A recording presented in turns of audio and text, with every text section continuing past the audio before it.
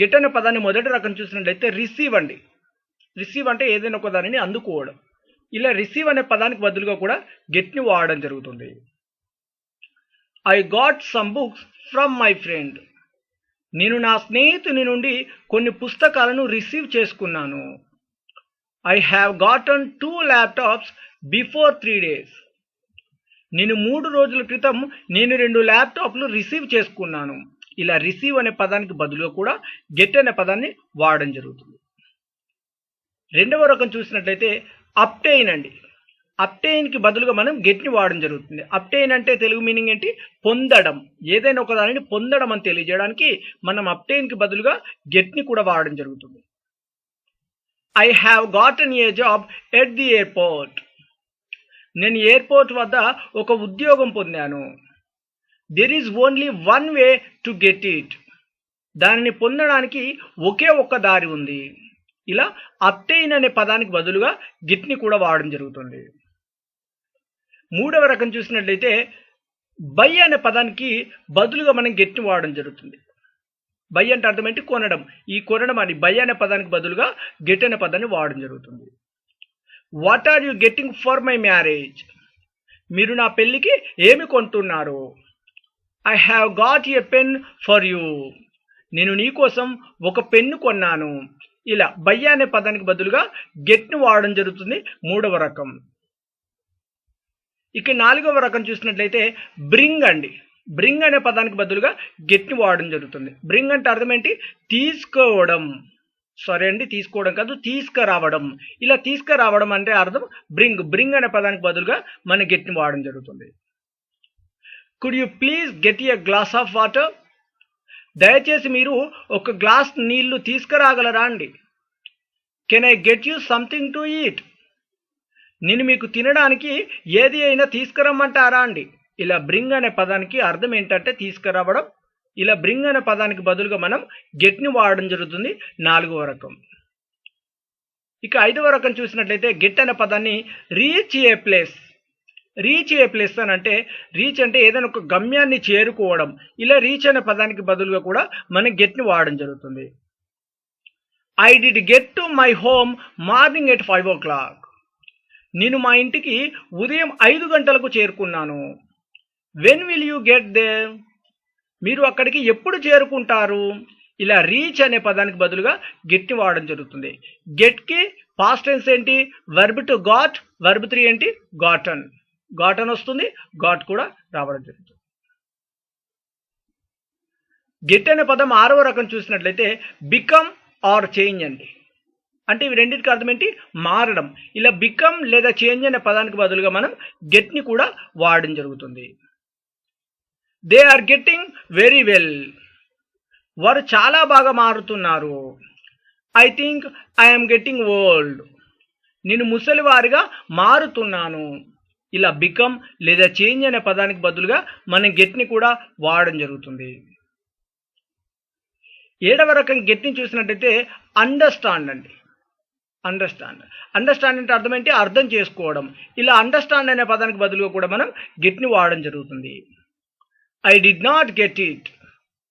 నాకు ఇది అర్థం కాలేదు. I got it.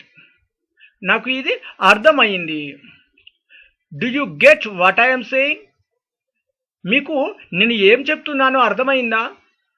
ఇలా అండర్స్టాండ్కి బదులుగా కూడా మనం గెట్ని వాడడం జరుగుతుంది.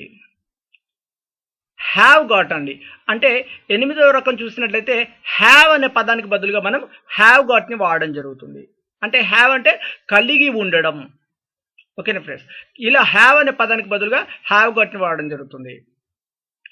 I have got 2 sisters. నాకు 2 అక్క చెల్లెళ్ళు ఉన్నారు. Have you got time for dinner. Dinner చేయడానికి మీకు టైం ఉందా. ఇలా హ్యావ్ అంటే ఏదైనా ఒకటి కలిగి ఉండడం. అప్పుడప్పుడు మనం అంటుంటామండి, ఒక కారు ఉంది, లేకపోతే 2 చెల్లెళ్ళు ఉన్నారు, మీకు చిల్డ్రన్ ఉన్నారా అంటే డూ యూ హ్యావ్ చిల్డ్రన్ అని అంటుంటా కదా. హ్యావ్ యూ గాట్ చిల్డ్రన్ అని కూడా అడగడం జరుగుతుంది. ఓకేనా ప్లీజ్. ఇలా హ్యావ్కు బదులుగా హ్యావ్ గాట్ని కూడా చెప్పడం జరుగుతుంది. ఇక 9వ రకం చూసినట్టయితే హ్యావ్ టు అనే పదానికి బదులుగా హ్యావ్ గాట్ టుని వాడడం జరుగుతుంది. హ్యావ్ టు అనేది ప్రజెంట్ టెన్స్ మీనింగ్ అండి. దీని అర్థం ఏంటంటే ఏదైనా ఒక పనిని చేయాలి అని తెలియజేయడానికి హ్యావ్ టుని వాడడం జరుగుతుంది. హ్యావ్ టుని మనం హ్యావ్ గాట్ టుగా చెప్పడం జరుగుతుంది. I have got to do it. నేను ఇది చేయాలి. She had got to learn English before she came here. ఆమె ఇక్కడికి రాకముందే ఇంగ్లీష్ నేర్చుకోవాల్సి వచ్చింది. ఇందులో చూడండి, చేయాలి అని చెప్పేసి అన్నాము, హ్యావ్ గాట్ టు ఇది ప్రజెంట్ టెన్స్. ఇక్కడ చేయాల్సి వచ్చింది, నేర్చుకోవాల్సి వచ్చింది అంటే ఇక్కడ హ్యాడ్ గాట్ టు, అంటే హ్యావ్ టుకు పాస్ట్ టెన్స్ ఏంటి, హ్యాడ్ టు. కాబట్టి హ్యాడ్ టుకి కూడా మనం బదులుగా మనం ఏం వాడచ్చు, హ్యాడ్ గాట్ టుని చెప్పడం జరుగుతుంది పాస్ట్ టెన్స్లో.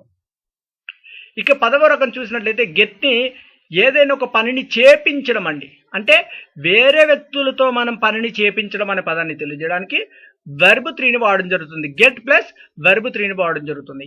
ఈ సెంటెన్స్ని మనం ఎలా మేక్ చేస్తాము అని అంటే ఇక్కడ చూడండి, మొదటగా గెట్ అనే పదం ఉంది కదండి, ఇక్కడ గెట్ ప్లస్ వెర్బ్ 3 ఉంది. గెట్ ప్లస్ వెర్బ్ 3ని ఎలా వాడతామంటే సబ్జెక్ట్ ప్రనౌన్ని తీసుకొని ప్లస్ హెల్పింగ్ వర్బ్ని తీసుకొని దాని తర్వాత ప్లస్ ఆబ్జెక్ట్ ప్రనౌన్ని ప్లస్ వెర్బ్ 3ని చెప్పడం జరుగుతుంది. ఓకేనా friends? I will get you arrested. I will get you arrested అంటే ఇక్కడ చూడండి, ఈ సెంటెన్స్లో ముందటగా ఇక్కడ సబ్జెక్ట్ ప్రనౌన్ అన్నాము, ఇక్కడ ఐ సబ్జెక్ట్ ప్రనౌన్, దాని తర్వాత హెల్పింగ్ వర్బ్ అన్నాము, ఇక్కడ హెల్పింగ్ వర్బ్ విల్ తీసుకున్నాము, ఇక్కడ దాని తర్వాత ఆబ్జెక్ట్ ప్రనౌన్ అన్నాము, కానీ ఆబ్జెక్ట్ ప్రనౌన్కి ముందు మనం గెట్ని తీసుకోవాలి. ఎప్పుడైనా కానివ్వండి గెట్ని తీసుకోవాలి. గెట్ లేదా గాట్ లేదా గెట్టింగ్ అనే పదాలను తీసుకొని దాని తర్వాత ఆబ్జెక్ట్ ప్రనౌన్, యూ అయితే యూ, హిమ్ అయితే హిమ్, హర్ అయితే హర్, దెమ్ అయితే దెమ్, మీ అయితే మీ, ఇలా ఆబ్జెక్ట్ ప్రనౌన్ తీసుకొని దాని తర్వాత వెర్బ్ 3 చెప్పాలండి. వెర్బ్ 3 చెప్పడం జరుగుతుంది. దీని అర్థం ఏంటి అని అంటే ఇక్కడ చూడండి, నేను నిన్ను అరెస్ట్ చేపిస్తాను. ఇలా ఎప్పుడైనా కానివ్వండి నేనే చేస్తాను అని చెప్పట్లేదండి, నేను వేరే వాళ్ళతో చేపిస్తాను. ఇలా ఏదైనా ఒక పనిని వేరే వాళ్ళతో చేపిస్తాను అని తెలియజేయడానికి గెట్ ప్లస్ వెర్బ్ 3ని వాడడం జరుగుతుంది. I will get you beaten. నేను నిన్ను కొట్టిపిస్తాను. She will get it cleaned. ఆమె దీనిని శుభ్రం చేపిస్తుంది. Please get the room cleaned. దయచేసి ఆ గది శుభ్రం చేపించండి. ఇలా 3వ రకం అంటే గెట్ని 10వ రకం చూసుకున్నట్లయితే గెట్ ప్లస్ వెర్బ్ 3గా వాడడం జరుగుతుంది. ఏదైనా ఒక పనిని వేరే వాళ్ళతో చేపించడం అని తెలియజేయడానికి గెట్ ప్లస్ వెర్బ్ 3ని వాడడం జరుగుతుంది. ఇక ఇంకో రకం చూసినట్లయితే ఏదైనా ఒకటి సర్ప్రైజ్ చేయడం అండి. అంటే ఆశ్చర్యపోయాను, లేకపోతే ఆశ్చర్యపోయారు అని అంటుంటా కదండి.